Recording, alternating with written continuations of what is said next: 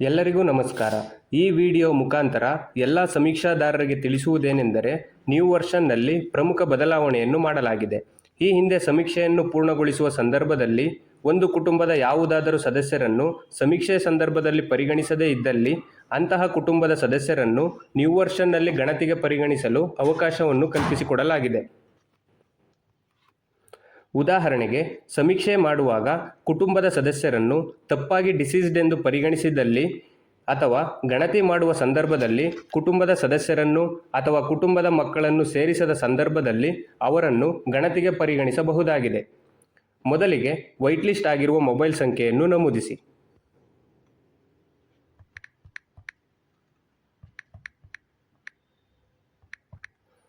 ನಂತರ ಎಂಪಿನ್ ಅನ್ನು ಎಂಟರ್ ಮಾಡಿ.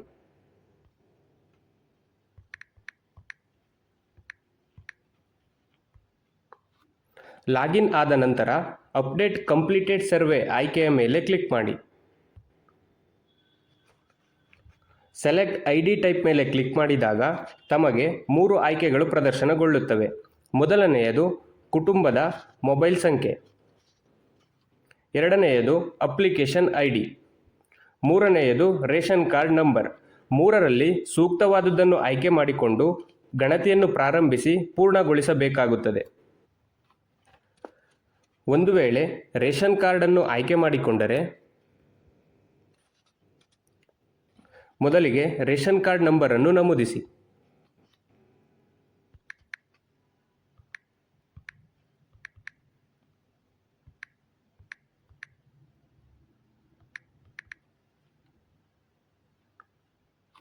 ನಂತರ ಸಬ್ಮಿಟ್ ಮೇಲೆ ಕ್ಲಿಕ್ ಮಾಡಿ. ಸಬ್ಮಿಟ್ ಮಾಡಿದ ನಂತರ ಕುಟುಂಬದ ಸದಸ್ಯರ ಹೆಸರುಗಳು ಪ್ರದರ್ಶನಗೊಳ್ಳುತ್ತದೆ. ತದನಂತರ tap here to update the survey ಮೇಲೆ ಕ್ಲಿಕ್ ಮಾಡಿದಾಗ ಕುಟುಂಬದ ಸದಸ್ಯರ ವಿವರಗಳು ಪ್ರದರ್ಶನಗೊಳ್ಳುತ್ತದೆ. ಈಗಾಗಲೇ ಗಣತಿ ಪೂರ್ಣಗೊಂಡಿರುವ ಸದಸ್ಯರುಗಳನ್ನು ಯಾವುದೇ ರೀತಿಯ ಬದಲಾವಣೆ ಮಾಡಲು ಅವಕಾಶವಿರುವುದಿಲ್ಲ. ನಂತರ ಸದಸ್ಯರನ್ನು ಸೇರಿಸಿ ಮೇಲೆ ಕ್ಲಿಕ್ ಮಾಡಿ. Do you have Aadhaar card ಎಂಬ ಮಾಹಿತಿಯನ್ನು ಕೇಳುತ್ತದೆ. ಗಣತಿಗೆ ಸೇರಿಸುವ ಸದಸ್ಯರ ಬಳಿ ಆಧಾರ್ ಕಾರ್ಡ್ ಇದ್ದಲ್ಲಿ ಎಸ್ ಎಂದು ಆಯ್ಕೆ ಮಾಡಿ. ನಂತರ ಆಧಾರ್ನಂತೆ ವಿವರಗಳನ್ನು ಭರ್ತಿ ಮಾಡಿ.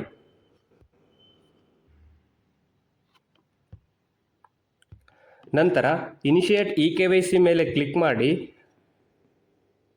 ಆಧಾರ್ ಸಂಖ್ಯೆಯನ್ನು ನಮೂದಿಸಿ.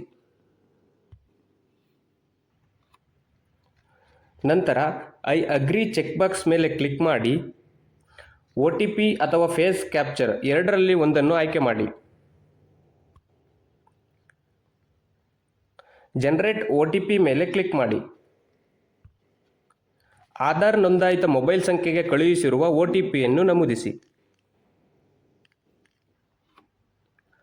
ನಂತರ ಸಬ್ಮಿಟ್ ಮೇಲೆ ಕ್ಲಿಕ್ ಮಾಡಿ ಹಾಗೂ ಕಂಟಿನ್ಯೂ ಮೇಲೆ ಕ್ಲಿಕ್ ಮಾಡಿ. ನಂತರ eKYC ವೆರಿಫೈಡ್ ಸಕ್ಸಸ್ಫುಲಿ ಎಂಬ ಸಂದೇಶವು ಪ್ರದರ್ಶನಗೊಳ್ಳುತ್ತದೆ. ಒಂದು ವೇಳೆ ಆಧಾರ್ ಕಾರ್ಡ್ ಇಲ್ಲದ ಸಂದರ್ಭದಲ್ಲಿ ಸದಸ್ಯರನ್ನು ಸೇರಿಸುವಾಗ ನೋ ಎಂಬ ಆಯ್ಕೆಯನ್ನು ಕ್ಲಿಕ್ ಮಾಡಿ. ನಂತರ ಡೇಟ್ ಆಫ್ ಬರ್ತ್ ಅನ್ನು ನಮೂದಿಸಿ ಕಂಟಿನ್ಯೂ ಮೇಲೆ ಕ್ಲಿಕ್ ಮಾಡಿ.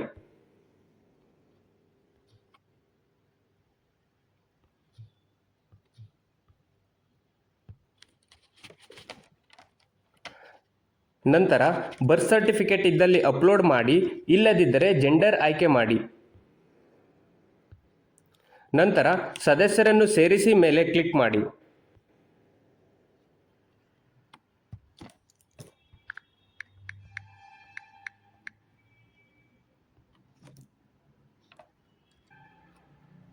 ತದನಂತರ ಮುಂದುವರಿಸಿ ಎಂಬ ಆಯ್ಕೆ ಮೇಲೆ ಕ್ಲಿಕ್ ಮಾಡಿ.